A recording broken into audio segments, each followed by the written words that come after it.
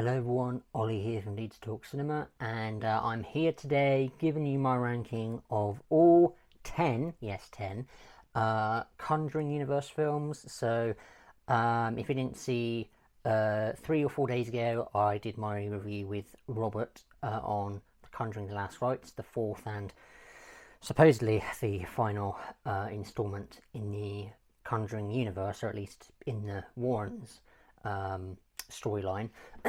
But although I've heard that they're going to be doing like a prequel television series, so you know, I guess it's not really the end, is it? But so yeah, all 10, including the Curse of Blah Llorona. Now, a lot of people don't include the Curse of Blah Llorona in their Conjuring Universe rankings because, well, it's kind of one of two things, maybe, or both. One being that they don't like including it in the franchise because apparently the people that don't think it is don't think there's enough sufficient details to show that it is part of the universe. But I disagree, and I'll get to my reasons why when I get to it. And the last and second reason why is because they forget that it's actually part of it. They either forget it's part of it or they just don't want to acknowledge it. So I'm acknowledging it, but I'll get to my reasons when I talk about the film. But I just thought I'd let you know I'm including the Curse of La Llorona, even though you've probably seen the thumbnail because I put it in the thumbnail for the video. But just thought I'd let you know I'm including the Curse of La Llorona. If you don't want me to, then screw it. Just try and just erase that from the list if you don't really care. But I'm including it, so just thought I'd let you know before I get started. I will say the bottom three, so my number 10, number 9, number 8, are they're not great. They're not very good, and they're very generic. And then my number 7 and 6 are okay, and then number 5 and number 4 are kind of in that just above the okay category, but in the middle between the okay category and the quite good. So it's kind of in that, I don't know what to call it. I haven't thought about what to call it, that section, but my number 4, number 5 are kind of in, and my top 3 I really like. So that's that really. So let's just get straight into my number 10, my least favourite film in the Conjuring universe, and that is going to be the first Annabelle film from 2014, directed by John R. Leonetti, who is infamously known for directing Mortal Kombat Annihilation, which was the second film after the 1995 Mortal Kombat film. I haven't watched it. I watched the first Mortal Kombat film a while ago, and I haven't checked out Annihilation for the obvious reasons. So I just know that it's infamously known as one of the worst films ever made. Obviously, I didn't know this when the film came out. Funny enough, a little bit of a quick story on Annabelle, the first one. I just thought, when I was in year 6 in primary school, I don't know what the other logistics are for, you know, the US and other regions, but, well, my primary school, when I was in year 6, we did a London trip for like 3 or 4 days. And while we were up in London, obviously we went to the London Underground to travel faster and stuff. And in the London Underground, obviously, for people that live in London and know, there's obviously film posters around the corridors. And one of the posters back then, because this was back in 2014, when Annabelle came out, there was a poster for the film, and the poster you're seeing right next to me is the poster that I saw, and I was terrified by it back then. But now I'm just like, it's a semi-creepy-ish doll on there, but it doesn't really affect me now. So, but anyway, the film itself, very generic, the most generic one, arguably, of them all. Just this fucking pregnant woman on her own. Well, to start off with, she's pregnant. And her husband has obviously gone off for a work trip thing, I think. It's not very memorable either, hence why I'm struggling to try and think of what to say.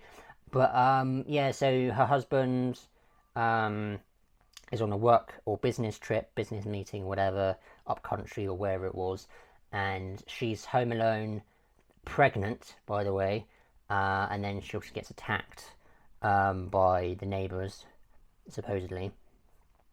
And one of them, the person who tried to kill her, was Annabelle Higgins, who's the well, I can't be asked to talk about it, but basically, not very effective. A couple of decent camera work, but apart from a couple of cool shots, it's just kind of really generic. The story's generic. The acting is pretty wooden, I would say. It's probably... This and number 9 has pretty very wooden performances. This film has the most generic and wooden performances of the whole universe. But yeah, nothing special to it really whatsoever. Very generic haunted house film with a pregnant lady and eventually her and her child. You know, she's just screaming. Like, I don't know. It's just... I don't know, it's like the most bare bones horror film, to be honest, and it's kind of a shame because I was terrified of the poster when I was younger. I wasn't obviously able to watch it when it first came out because I was like 10 years old and I wasn't able to watch it. So, but obviously several years later, when I first visited the Conjuring universe, I watched it. I was like, pretty shit. But yeah, that's Annabelle 2014. Don't have really much else to say about it. Yeah, my least favorite in the Conjuring universe. My number 9. Unfortunately, I hate to have it this low, but it's just the God honest truth. God honest truth. The Nun, the first Nun, that came out in 2018, starring 𝙁𝙗 𝙀𝙗, the sister of Vera 𝙀𝙗, who obviously plays Lorraine Warren. A huge mistake for not, you know, trying to make these two related, these characters, because obviously Vera 𝙀𝙗 and 𝙁𝙗 𝙀𝙗 are sisters, and it's a bit of a wasted opportunity to, you know, try and tie in this relationship. Like, I don't know, maybe it's her mum or older sister, or I don't know, some sort of relative. And so they kind of fell flat on that, in my opinion. The only redeeming quality, well, maybe there's two. The one redeeming quality that I have every time I watch it, like the whole atmosphere, the whole well, the location that they shoot at. Obviously, it's set in Romania. Well, predominantly shot in Romania, in this castle. And if they'd utilised Valak well, which they didn't for the most part, it could have been really effective. But unfortunately, again, they fell flat on the scares. Very generic scares, apart from maybe a couple of creepy moments. But well, it was mostly creepy when I first watched it, but upon several rewatches, it's just become really... It's pretty bare. It's I don't know. It's very predictable scares, especially when you've already watched it, which I already have. The acting is slightly better than Annabelle. I mean, 𝙁𝙗 𝙀𝙗 is the best. Has the best performance, but to be fair, they don't give her that very much. But and then the man, I keep forgetting the actor's name, but the guy who plays Frenchie, the comic relief of the film, I'm not a fan of him in this film. Obviously I'll get to the Nun 2 with him in there, but in this film, I don't like his performance very much. It's just, it feels too forced. His comedy his comedic moments in the film, I mean, he's pretty much comedic throughout the whole film, whenever he's on screen. And it doesn't... the tone of it is just so all over the place. Like, one moment when he's on screen, it's funny, and then you got Trying Being Dark, and then it's just tonally inconsistent, basically. And it's just such a shame, because obviously Valak was so effective in The Conjuring 2 when she was obviously first appeared in the Conjuring universe. And when obviously they announced this solo film of her, obviously everyone was freaking out, like, yes, finally we're getting a Valak film, or the Nun film, a solo one with her. And again, they fell flat, in my opinion. I mean, the priest as well. Lastly, I'll talk about the priest. The actor, 𝙇𝙗𝙗, probably fucked up his name, but the guy who plays priest, he's serviceable, I'd say. But he's kind of he just reminds me of this kind of dumb character that just wanders around and tries to get killed. Kind of the same with 𝙁𝙗 𝙀𝙗. And obviously Frenchie comes in to try and save the day, and it's very much like The Mummy. Like, there's some fucking weird music cue that happens at some point in the film near the end, with it's very weird and just doesn't fit the film whatsoever. But anyway, regardless, The Nun 2018, a massive missed opportunity, and yeah, not very good. So The Nun from 2018, my number 9. Now, my number 8, The Curse of La Llorona. Now, I was contemplating whether or not if I should have The Curse of La Llorona on my number 9 or my number 8. Obviously now it's on my number 8.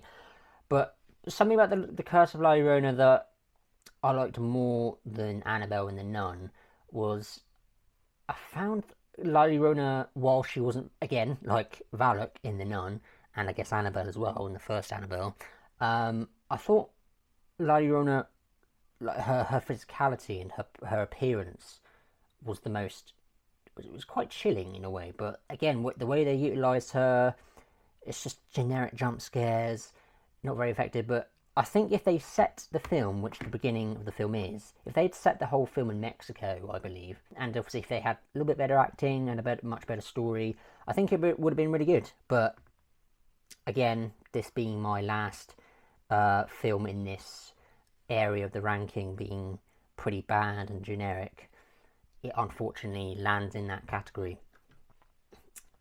So while I find La Llorona an interesting figure in this universe, the way they utilize their character was pretty poor. So generic scares. This is the first film from Michael Chaves, who obviously went on to do the Conjuring, The Devil Made Me Do It, the third Conjuring film, The Nun 2, and The Conjuring, The Last Rites.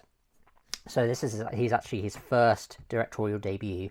And while it's not the worst directorial debut, it's not great.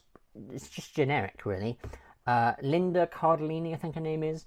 Obviously, he played Velma in the the 2 live-action Scooby-Doo films in the early 2000s. Funny enough, obviously, there was a really cool reference to Scooby-Doo. Obviously, one of her kids was watching Scooby-Doo on their retro TV, so I thought that was quite cool. But she was okay. Like, obviously, she's a single mother. Obviously, her husband passed away, and she's having to deal with her 2 of her kids on her own, her son and her daughter. Yeah, and I found I keep forgetting his name, but the guy that ended up helping the ex-priest that left the church, who ended up helping them in the 3rd act. I thought he was kind of cool. He was kind of charming in a way, but again, because of the tone of it, I think, he felt an improvement to Frenchie in the first Nun to me, because it was kind of subtle, a little bit subtle, more subtle than Frenchie. Like, he wasn't always goofy in all the scenes he's in. He has subtle humour, which is what makes him better than Frenchie. So, yeah, I liked him.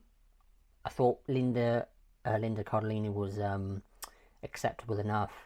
The kids were alright. I mean, I don't know if they've ever been in a film before, but they were fine as well. It's just pretty generic, honestly. The story's not very fascinating.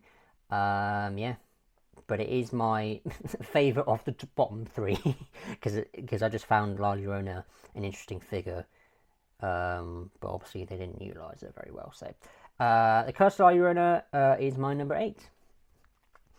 So, going into the OK category, my number 7 is going to be Annabelle Comes Home, the 3rd Annabelle film from 2019. This was directed by Gary Dauberman, who I think wrote a few of the spin-offs in the universe, including this one. He wrote and directed this one, the only one he directed in this universe. But he co-wrote the Nun 1 script. I think he wrote the first Annabelle film, and I think he co-wrote or did write Annabelle Creation. So very, very mixed writing skills, really, for me. Like, I'll get to my other ones and where they're placed. But yeah, this is a weird one because part of me likes it and part of me thinks it's very meh. So I just decided to put it at number 7. Obviously, most of this film is set in the Warrens' house. Obviously, it revolves around the Warrens' daughter, Ed Lorraine's daughter, Judy, who obviously we've seen in the previous films, obviously in the first Conjuring briefly, and also briefly in the Conjuring 2. And and now she plays a more predominant role in this. Obviously, she's not played by, I keep thinking her name, the actress's name, but the actress in Annabelle Comes Home is McKenna Grace. She's obviously gone on to do multiple different things, like Ghostbusters. There was something else she was in as well recently, but obviously she's become quite a predominant child actor. I don't know if I should say child actor now, but I don't know how old she is. But back then she was a child actor, so she was good then. She's good in here. And then the babysitters, Madison Iseman, I think her name is, who plays Mary Ellen. I liked her. And I kind of found her friend, I keep forgetting her name, but the one who lost her dad in a car crash. Obviously I found her firstly quite irritating and just stupid, because obviously she was doing the dumb character stuff, like obviously opening the door, and she's like, why is she so magnetized to the danger? Like, why is she going into the Warrens' museum room, whatever you want to call it, collectible room, with all the different trinkets and stuff? And she fucking starts opening shit. Obviously opens the Annabelle cabinet and lets her out. And it's just stupid. But then when you realise what happened, why she ended up doing it, is because obviously she wants to try and communicate with her dead dad. Because I guess she's trying to believe in this whole spiritual stuff, which in a way I get, but at the same time it's like, have you seen horror films? So you start questioning to her. You're just like, why are you doing this? I get it. You miss your dad. I get it. It's loss. But it's like, you're just acting as the stupid character in this film. It's just stupid. But in the end, I thought she was alright. And then at the end, with the kind of sweet moment with her and Lorraine at the very end, when Lorraine gave her the little necklace thing, was quite cool. But in the end, I want to like this one, but it's just, it's an okay film. It's okay. I gave it a 3-star, 6 out of 10, pretty bare bones. Well, I don't say bare bones, but it was just, I don't know, it's very meh. But Annabelle, again, I'm not the biggest fan of Annabelle, to be honest. As her physical presence, like, she doesn't do very much. She almost kind of just controls all the other demons and stuff in this film. So it's almost like a showcase for more demons to come, really. And it's, again, another kind of haunted house film, but it's one of those okay films in the Conjuring universe. So Annabelle Comes Home is my number 7. My number 6, The Nun 2. I would say, I don't know if I'll say it's a vast improvement to the first one, but it is definitely an improvement to the first one. I thought the story was a little bit more interesting. I thought the performances were better in this one, especially Frenchie. I keep forgetting the actor's name, but the guy who plays Frenchie, or Maurice as he's actually named, he was much better in this than he was in the first one. He was a lot more charming. You actually cared about him. Obviously he went through a lot of shit, because obviously when we see at the end of the first film, obviously he has that cross in the back of his neck, and obviously that kind of comes into play into the second one. So he's obviously been controlled and possessed by Valak, which was an interesting storyline. Yeah, I liked his relationship with Sophie. Sophie, wasn't it? The little girl, the little schoolgirl as well. And you fucking hate the bullies as well that pick on her. Yeah, I just found this one a little bit more interesting than the first one, to be honest. Don't really have much else to say, to be honest, but yeah, the scares, there's a couple of good ones, but they're mostly the generic. Again, directed by Michael Sharps, who obviously did La Llorona and obviously did the third and fourth Conjuring film. So yeah, he's not exactly the best with scares. He's good at like visuals, like the whole magazine bit with the nun, obviously, where it kind of matches up. But the lead up to the scare was kind of just very predictable. But the visuals was quite good in the film. But anyway, The Nun 2, I don't know how much I'll say about it. I did think it was an improvement to the first one, but it is at my number 6. So, The Nun 2, number 6. My number 5 is going to be The Conjuring, The Devil Made Me Do It. So, the third Conjuring film from 2021. This one I have a little bit more of an attachment with, because I went to go watch this with Robert, who obviously I reviewed the fourth one, Last Rites, with. I mentioned it in the video, in case you haven't seen it, but yeah, The Conjuring, The Devil Made Me Do It. When I first watched it, I thought it was okay. some good things, some things I wasn't a big fan of. And then I rewatched it with my dad, and he watched it for the first time because he really liked the first two Conjuring films. But he was pretty disappointed with this one. But I watched it with my dad for the second time, and then I rewatched it in preparation for Last Rites, the fourth one. And I liked it a little bit more, actually. I didn't mind. I liked the fact that it was this is kind of different to the first two in the sense, obviously, this is more of a detective story and not so much just a haunted house film. So I liked the little bit of differences there. Obviously, they wanted to try and stir away a little bit from the haunted house setting and decided to go down a detective story route, which I thought was quite interesting. While it, didn't deliver everything at its best, I did think that angle was interesting. I liked, obviously, especially in this one and the fourth film, which I'll get to, I like that this one focuses on more of Ed and Lorraine's relationship and their love for each other. Some people might have an issue with the ending, the fact how they ended up resolving all of this, the whole demonic thing, obviously the fact that it's the power of love. It's the power of love! No. But yeah, the fact that they obviously defeated the demon because of love. Obviously love is a strong emotion, I get it, but it is a bit like cliche-ish. But I didn't mind it too much this time round. But I just the reason why I really like the Conjuring films is because of Ed and Lorraine Warren. Obviously, I'll talk about them more in the first, second, and fourth film as well. But obviously, Ed and Lorraine Warren are the best parts of the Conjuring films. They are the heart of the stories of the films, and that's what makes them much better than the spin-offs. Because without them, it's kind of just So, yeah, The Conjuring, The Devil Made Me Do It. I liked a lot of the characters. I found the detective story angle very interesting. And while it didn't deliver as much on the scares, again, directed by Michael Sharps, it was in that between of okay and good. So it's in that area. I don't know what to call it. But yeah, The Conjuring, The Devil Made Me Do It is my number 5. Now, my number 4. It is the new one, The Conjuring Last Rites. I'd like to say the final one, the final film in the franchise. But yeah, I'm just going to say it, fuck it. So yeah, The Conjuring, The Last Rites.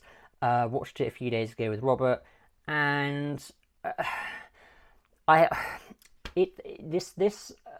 it's kind of hard to do this, because if you've seen our Out of the Cinema review a few days ago, I prefaced a lot on the fact that a lot of the film was kind of affected by my experience of the whole cinema experience in the auditorium, because there were a lot of teenage girls and a couple of teenage guys as well, but a lot of the girls were screaming so loudly it kind of just ruined the tension and everything. Like, they were just bickering on about what's coming up next, and and about random shit they're going to do in the weekend or whatever. But their constant bickering and their loud screaming, and it was just so distracting, and I wasn't engrossed in the film as much as I was hoping I was going to be, and I wasn't expecting the whole cinema was going to be filled with all those kids, and the fact that they were screaming so loudly. I've never actually been in a theatre. I can't actually recall the last time I was in a cinema and that much stuff had happened from the audience. Like, I've never had an audience react so much, like, especially in a horror film. Like, it was just so distracting. I get it. Part of it was, in a way, good for the whole experience, because it's like, usually it's quite quiet, but I like it when it's quiet in a cinema, because then people are like, it looks like they're actually focusing on the film and not just screaming. But I know they're kids and whatever. I think they were like I could only assume they were like in their like pre-teens or early teens, so they're probably like 13, 14 maybe. Well, actually no, they actually should be 15, because it's a 15 film and you can't actually go and watch. So they're probably like 15. Yeah, they're probably like 15, 16, but they acted like 10-year-olds. So yeah, anyway, the actual film itself, it's kind of hard to talk about because I've only seen it once. Definitely want to revisit it when it comes out on Blu-ray. But yeah, again, the same with Ed and Lorraine. They're probably the best part of the whole film, their relationship, and obviously we're, you know, kind of gearing up on them again. This is supposedly the end of their story, so the way they concluded it was very satisfying. I won't go too much into spoilers in this video, but the way they concluded the story is really good. Scares, I couldn't really tell you if they were very good or not because of the I wasn't embracing the scares. I was actually embracing the screaming from the girls. I know I keep talking about the girls and the occasional guy that reacts to the whole scares and stuff and jump scares. I was embracing that, and I wasn't actually embracing the scares. I wasn't filled with terror or whatever. I mean, I rarely am, but I couldn't really tell you if the scares were good or not. A lot of people that I saw that did reviews on it said they weren't very good, so I have to rewatch it myself in my own space without any screaming children. So but yeah, I liked that Judy was a predominant character in this film, because obviously in the previous Conjuring film she was kind of a background character, and she had an occasional scene she was in that was needed. But I liked that, one, she's an adult now and she's actually being engaged. Well, she's been with this guy for less than a year, and he's already proposed. What was his name again? Tony. I think his name was Tony. Was it Tony? You know, something like that. I can't remember his actual name, but I think it was Tony. I'll put it on here. But I liked him a little bit forward. You know, it's like less than a year. I wouldn't marry someone in less than a year of dating, because that would just be crazy. Well, that's just me anyway. But I liked him. I liked Judy. Obviously, I love Ed and Lorraine, of course. They brought back Annabelle. They brought back Annabelle again, and the way they utilised her was kind of just silly and just nonsensical, really. Like, I just didn't need her. Like, we got a few new demons, which is what I was hoping for, which we did get, and a couple of them were good. A little bit, they were kind of laughable, to be honest. Like, their visuals, like the smiling older lady, like, she was subtly creepy but also kind of comedic in a way. But yeah, I was kind of debating whether or not if I should have the Conjuring the Devil Made Me Do It above this, but I decided, because I liked Ed and Lorraine's story in this one a bit more, and the fact that it's the end and I like the way they ended it, that's why I like it a little bit more than The Devil Made Me Do It. But it's a little bit more because of that, and yeah, I would say it's a satisfying conclusion to the Warren story. But is it going to be the final one? I hope it is, because I loved the text at the end that they put on. I won't say what it is, but the text at the very end that they usually have at the beginning before the intro starts, like, based on a true story, and they have that, like, a couple of paragraphs of the story of the case. But yeah, the Conjuring Last Rites, my number 4. Didn't have much else to say. If you want to hear a little bit more of my in-depth thoughts on it, go check out my review with Robert from a few days ago. And yeah, so yeah, The Conjuring Last Rites, my number 4. Alright, so we're now in the top 3. Yes, you might have seen the different camera position. I had to sort out my camera. It was doing some random shit. So if it's in a different position, you now know why. So yeah, so my top 3 now. My number 3 is going to be Annabelle Creation. The only Annabelle film that pretty much everyone, the majority of the Conjuring Universe fans can agree this is probably the only really decent Annabelle film. Well, the only really good one, really. I mean, the Comes Home one was alright, the third one, but this one was, I think it surprised a lot of people, because obviously, coming off of the first Annabelle film, obviously it was butchered by critics and pretty much all the audience. Yeah, I'm a really big fan of David F. Sandberg, who directed this film. Obviously, I think he'd just come off of doing his feature film Lights Out, which obviously he did a short film back in 2013 of that, and that was really good. And then obviously he was offered to do a feature-length film from Warner Brothers, and then straight after, he got offered to do this, and I'm glad he did, because it was really good. It was very effective. Like the characters in this, especially the two young girls, the main ones, the blonde one with the fringe or the bangs. I keep thinking I'm terrible with names. And then the main blonde girl who gets possessed, and she was good as well. Yeah, the whole thing with Annabelle, the whole origin of Annabelle, and the little girl that obviously got run over, and then obviously the parents were very they were mourning the little girl, and obviously they wanted their daughter back, and obviously the demon of the doll of Annabelle, obviously they said like in the first film, and obviously when we saw the beginning of the first Conjuring film, which I'll get to, obviously we see that we know that the demon with Annabelle, obviously wants what was he? It was obviously they want the soul of Annabelle. They wanted permission for her to be put in the doll, so that they could obviously see her again. And obviously they said yes, because at the time they were only like, oh, why are they doing this? They're just the same shit. And it's like, but this is a bit different, because they lost the little girl, their daughter, and they want to see her again, which I guess is it's understandable. But what I really like about this one is, I mean, the performances are good. The scares are much better than well, they're better than all the ones below. But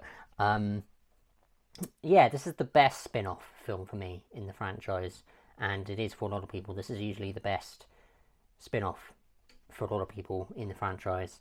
There might be like an odd few people that might disagree, but I think it is the best spin-off of the franchise. Good scares, great direction, great cinematography, good performances. I may have already just said that, but fuck it. And yeah, for once I'd say that Annabelle was utilised pretty well, to be fair. But yeah, Annabelle Creation, my number 3. Yeah. So, my number 2. Now this is kind of the big debate of which Conjuring film out of 1 and 2 is the best. And for me, my number 2 is going to be The Conjuring, the first one. Now, this is a really effective horror haunted house film, because this is one of the... This came out, I think... Well, this came out in 2013. This is obviously the one that started it all. Obviously, James Wan just came off the back of Insidious. He obviously did Saw, which was obviously his first feature film, I believe. Well, his big break, at least, anyway. And yeah, it got a lot of praise when this one came out, and deservedly so.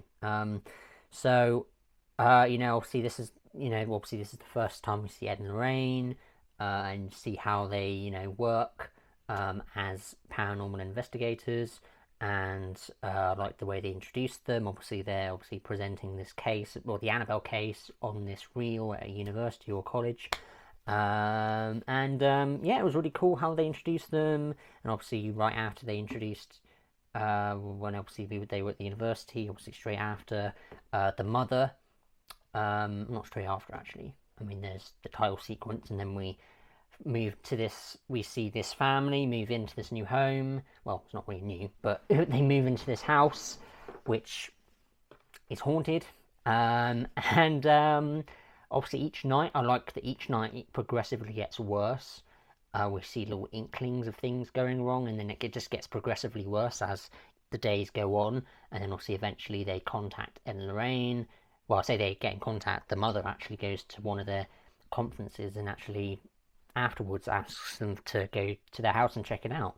And obviously in the end, they found out that it is haunted, and actually, they need help. And the mother gets possessed, she obviously gets the bruises, obviously all the, there's that bit, I think it's the second night, where all the picture frames fall down under the stairs. Like, it's a really effective horror film. James Wan does a great job at directing this one. Performances are pretty good, not the best, but the family dynamic I don't feel as much impact on as the one we'll talk about in a minute. But it's good enough, the family thing, but again, Ed and Lorraine are the best parts of these films, and they are without a doubt the best part of this film, and out of any of them really, out of all the Conjuring films. But yeah, my number 2 is the first Conjuring, and yeah, so that means process of elimination.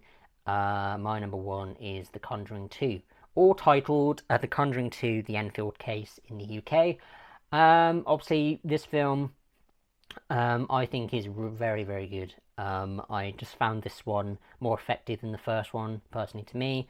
One, it's set in England, and obviously I'm British, as you can tell. And it just connects with me more, this one, because it's set in England, and we see this family struggling financially. Obviously, they're living in this council house in Enfield, London. And I like that it's different, the fact that it's set in a different country. Obviously, Ed and Lorraine have to travel to England to see the issues with this family, and I sympathise with this family much more than I do with the family in the first film, the first Conjuring. And predominantly because it's obviously set in London, and it feels more relatable, and you connect with them more because I'm British. And I just the demons as well. That obviously Bill Wilkins, Morehouse. And obviously Valak being, to me, the most scary and the most intimidating demon in all the Conjuring universe. This is definitely her best her best presence in any of them, which is kind of weird considering she has 2 solo films, which the first one utilised her pretty poorly, the second one is better, but The Conjuring 2, the first film that we see her in, obviously she's the best in, that most of us can agree, of all the Conjuring universe fans. But yeah, it's just the most effective film for me in the franchise. I sympathise with this family much more than I did the first one, and the other families in the other 3 and the third and fourth film. But I just think this is the best one of the franchise to me. Some people say the first one is the best one, the first Conjuring, or some people say this one is. The usual criticism of this film is the pacing and the length of it, the fact that it kind of goes on a bit too long. I don't really mind that. I was pretty much engrossed with the whole film, so I didn't really have an issue with that, which is why it's now my number 1. But that's why probably most people have it at number 2, because the pacing is a little bit more bloated than the first one. The first one is quite, to most people, and I think it is like that for the first one, and also really like the second one more, as you can see. So love The Conjuring 2. It's my favourite film of the franchise, of course, as you can see. And yeah, I don't have much else to say. And that's all the Conjuring universe films ranked from worst to best, in my opinion. I don't have much else to say. So if you enjoyed this ranking video, please give it a thumbs up. Comment down below what your ranking is of the Conjuring universe films, and I'll be very interested to see what your guys' placements are. And yeah, I don't know if there'll be any other Conjuring universe content coming out anytime soon, because obviously this is the last rites were supposed to be the last one, but if this TV show is going to be coming out, or TV series is supposed to be coming out soon, then I might do content on that, but we'll see what happens. So yeah, that's it, guys. Hope you enjoyed, and I'll see you guys in the next video. I don't know what that video will be. It might be another Out of the Cinema review, it might be another home review. You never know, really. I just upload when I upload. And yeah, so whatever the video will be, I'll see you guys then. Bye.